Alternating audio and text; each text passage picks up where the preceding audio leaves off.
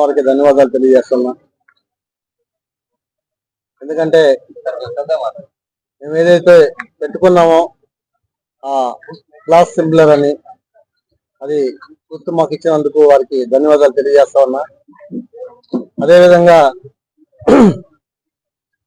ఎప్పుడో 5 గంటలకే అనౌన్స్ చేసినటువంటి సింబల్ మేము 5 గంటల నుంచి ప్రెస్ మీట్ పెట్టుకున్నాం. చాలా మంది మీరందరూ కూడా వచ్చి ఉన్నారు ఇక్కడ. కానీ ఆయన ఎవరో ఏదో వేస్తారని చెప్పని టైం పాస్ చేసి ఇప్పుడు దాకా చేశారు. కానీ టైం ఆల్మోస్ట్ 7 అవుతా ఉంది. 7 వరకు డిలే చేశారు. కానీ ఆయన ఏ ఉద్దేశం చేసినా నాకు మంచి చేశారు. ఎందుకంటే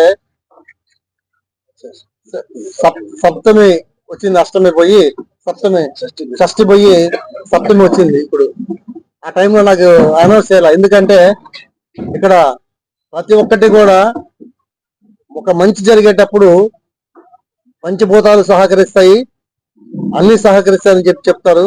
కాబట్టి నాకు లాస్ట్ టైం నేను జనసేనలో పోటీ చేసుకున్న గ్లాస్ గుర్తే వచ్చింది.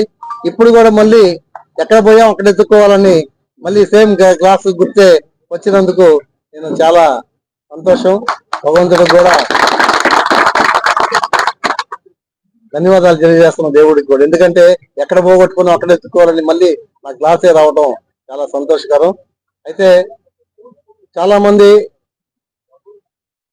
గత నెల రోజుల నుంచి ఒక దుష్ప్రచారం చేస్తా ఉన్నారు. ఈ రోజు వెళ్ళిపోతాడు, రేపు వెళ్ళిపోతాడు, ఈ రోజు వెళ్ళిపోతాడు, రేపు వెళ్ళిపోతాడు, నామినేషన్ కూడా వేయకుండా వెళ్ళిపోతాడని చెప్పని చాలా మంది ప్రచారాలు చేశారు. ఆ ప్రచారాలకి నేను ఈరోజు చెదపడిపోయింది. రేపు నుంచి ఇంకేం కొత్త ప్రచారం చేస్తారో తెలియదు. కానీ చివరి వరకు ఎలక్షన్ లో ఉండి ఘన విజయాన్ని సాధిస్తానని చెప్పని మీ అందరికీ తెలియజేస్తాను. ఎందుకంటే గత 10 ఏళ్ల నుంచి పరిపాలన చేస్తున్నటువంటి ప్రతాప్ కుమార్ రెడ్డి గారు ప్రజలకు ఏమీ చేయలేదని ప్రజలు తెలుసుకున్నారు. ఆయన్ని తరవేయడానికి రెడీగా ఉన్నారు.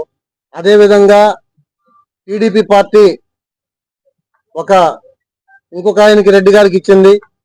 ఆయన కూడా ఏమీ చేయడని చెప్పిన ప్రజలకు తెలుసు. ఎందుకంటే ఆయన చాలా కోరీల మీద అవినీతి అది ఉందని చెప్పి వాళ్ళే చెప్తా ఉన్నారు. అయితే ఆయనకు కూడా వేసే పరిస్థితులు లేరు.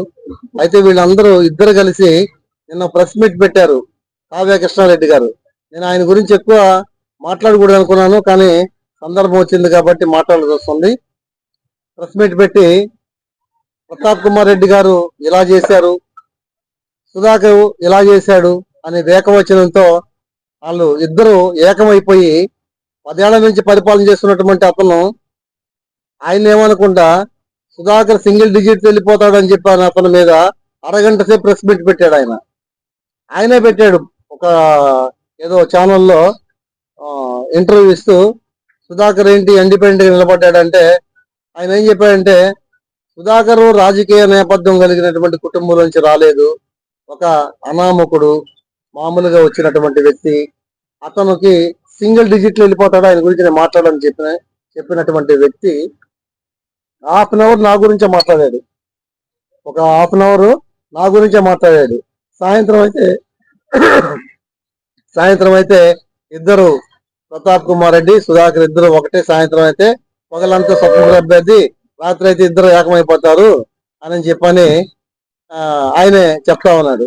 కానీ వీళ్ళిద్దరు కలిసి రెడ్లిద్దరు కలిసి ఆ రెడ్డి గారు ఈ రెడ్డి గారు ఇద్దరు కలిసి ఇద్దరు మందు కొనుక్కొని ఒకే చోట దాచిపెట్టుకుని నిన్నే పట్టుకున్నారు అల్లూరులో. అల్లూరులో వీళ్ళకి అసలు మాట్లాడడానికి ఎట్లా కనీసం మినిమం ఏమంటారు దాన్ని ఇంకిత జ్ఞానం అంటారంట. నాకు అంటే మాట తిట్టడం కూడా సరిగ్గా రాదు, ఇంకా నేర్చుకోవాలి. నేను ఇప్పుడే రాజకీయాల్లోకి వచ్చాను కాబట్టి నేర్చుకోవాలి. మాటలు కూడా ఎలా తిట్టాలి, వీళ్ళని ఏ భాషలో తిట్టాలి అనేది నేర్చుకోవాలి. కాకపోతే అసలు నాకు తెలియక అడుగుతా, అసలు ఇంత మరీ అమాయకుడు తిక్కలోడికి టికెట్ ఎలా ఇచ్చారు చంద్రబాబు నాయుడు గారు నాకు తెలియదు. అఫిడవిట్ లో నా మీద కేసులు ఉన్నాయని చెప్పని పెట్టి మేము అఫిడవిట్ చూపించాను. అయితే ఆయన అదే కేసుల మీద ఆయన ఒక ప్రెస్ మీట్ పెట్టి ఈయన పెద్ద నేరస్తుడు, మర్డర్ చేసి వచ్చాడు, లేకపోతే ఇంకోటి ప్రెస్ మీట్ పెట్టాడు. ఆయన చంద్రబాబు నాయుడు గారి మీద ఎన్ని 100 కేసులు ఉన్నాయి, జగన్మోహన్ రెడ్డి గారి మీద 100 కేసులు ఉన్నాయి. అసలు నేను ఇంట్లో పడుకొని బయటికి రావట్లేదేమో నాకు తెలియదు. అంటే పని చేసేవాడికి, రాజకీయాల్లో ఉండే వాళ్ళకి కేసులు ఉంటాయి. ఉండకుండా ఇప్పుడు నువ్వు ఇంట్లో పడుకొని నిద్రపోతా ఉంటే, నిద్రమత్తులో ఉంటే, నేను ఏ పార్టీలో లేను, నేను టీడీపీ పార్టీలో కూడా లేను. కానీ ఒక పెద్ద ఆయన, మంచి వ్యక్తి, పరిపాలన 14 ఏళ్ళు చేశారు, చాలా మందికి ఉపాధి కల్పించారు అనే ఒక మంచి అభిమానంతో నేను రాజమండ్రి పోతే నా మీద కేసు పెట్టారు. నువ్వు దుప్పటి కప్పుకొని ఇంట్లో నీ మీద ఎవడు పెడతాడు కేసు? అసలు నీకేం కేసులు ఉంటాయి? బయట ప్రపంచం తెలియని వాడికి ఏం కేసులు ఉంటాయి? నా కేసుల గురించి చెప్తా ఉన్నాడు ఆయన. ఏదైనా ఉంటే నన్ను ఎదురుగా ఎదుర్కొని ఎలక్షన్ లో గెలిచి చూపించాలి. అంతేగాని ఎక్కడెక్కడి నుంచో ఫోన్లు చేపించారు నాకు 3 రోజుల నుంచి, టార్చర్ పెడతా ఉన్నారు 3 రోజుల నుంచి. ఎవడెవడు ఈ కింద రెడ్డి నుంచి పై రెడ్డి దాకా, ఢిల్లీ నుంచి గల్లీ దాకా ఎవడెవడితోటి ఫోన్లు చేపిస్తారు నాకు. ఎవడికి ఫోన్ చేపించినా, ఎవరు చేసినా నేనేమన్నా అల్లా తప్పగానే భయపడి వెళ్ళిపోవడానికి. మీకు ఇప్పుడే చెప్తా ఉన్నా, చక్కగా మీరు ఎలక్షన్ చేసుకోండి, హ్యాపీగా, సంతోషంగా. నన్ను గెలకాలని చూస్తే మీ తాట అట్టే తీస్తానని చెప్పని మీడియా ముఖంగా తెలియజేస్తాను. ఈ నియోజకవర్గంలో బీసీలు, ఎస్సీలు, ఎస్టీలు, మైనార్టీలు 95% ఉన్నారు. ఇంతమంది బలం ఉన్న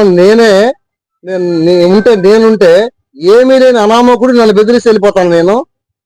మీరిద్దరు కలిసి బెదిరిసి వెళ్ళిపోతానా?